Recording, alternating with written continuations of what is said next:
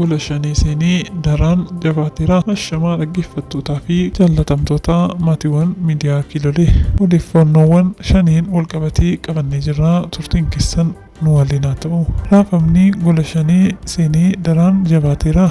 Yaalaan fayyaa marroo erga tarkaanfiin irratti fudhatamee booddee marroon daangaa Sudaaniin gara Ugaandaatti maluusaan kan ka'e ajajoonni shanii martii goolama jabaaf saaxilamuu maddii oduu keenyaa nuuf ifoomsaa jira.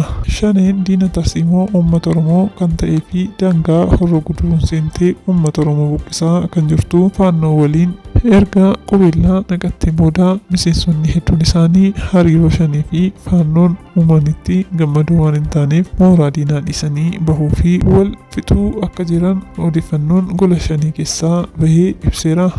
Kaampii waraanaa fi man'ee shanii kan ta'e barbadaa'ee jiraachuus ifoomeera.